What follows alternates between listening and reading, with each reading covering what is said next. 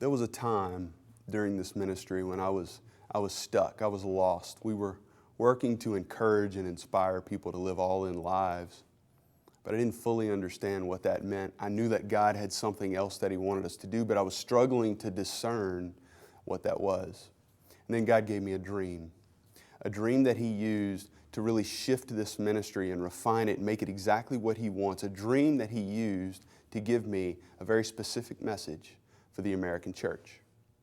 And in this dream, I'm sitting at a gas station in a Jeep with my wife, getting ready to get out and pump gas. And we're sitting at the pump like this, and a red ice cream truck pulls up in front of us.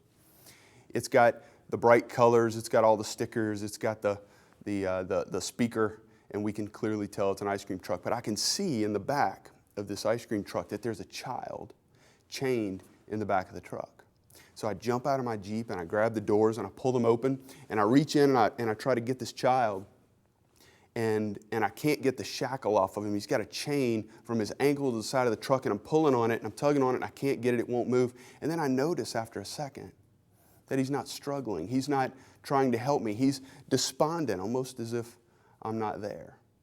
And then the truck begins to roll, and this sense of urgency and panic comes over me. I knew the time was short, and I jump out of the truck and I run toward the driver's side door and I bang on the side of it, and it stops. So then I'm waiting on the confrontation, the person who has taken this child captive. And as he stands up, he's just a teenage boy. And the instant I saw him, I realized I don't have anything to fear. I don't have to be afraid.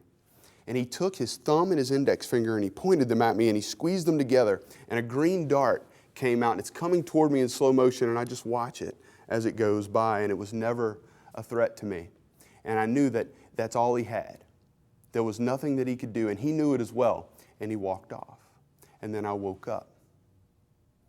What God began to show me over the next few hours, without thinking about it or trying to understand the dream at all, God gave it to me like this, just in a download, bam. And I knew what every detail of the dream meant. And what He began to show me was that the ice cream truck is the all-in movement.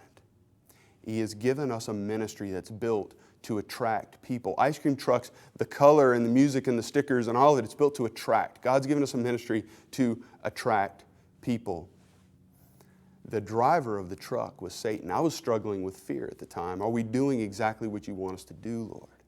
What God was showing me was that Satan's not the driver of this truck, that God has birthed this Himself, and that Satan can't do anything with it. There's nothing that he can do to harm it.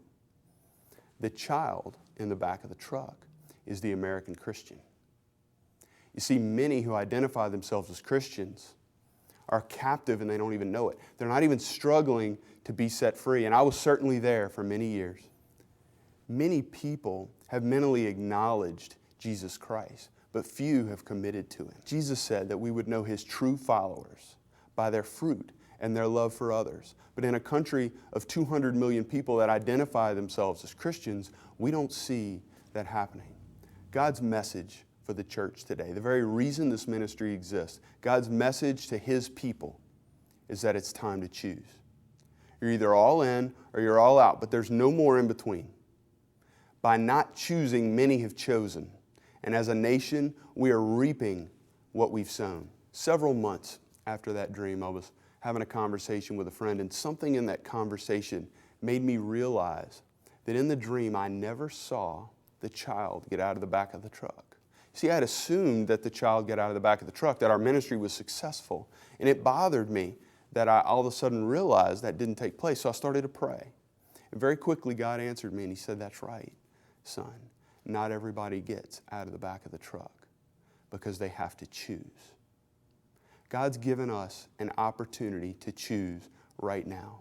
What will you choose? Will you live a life to bear fruit for Him daily, or will you continue to go through the motions and live in the world? It's time to choose. Are you all in?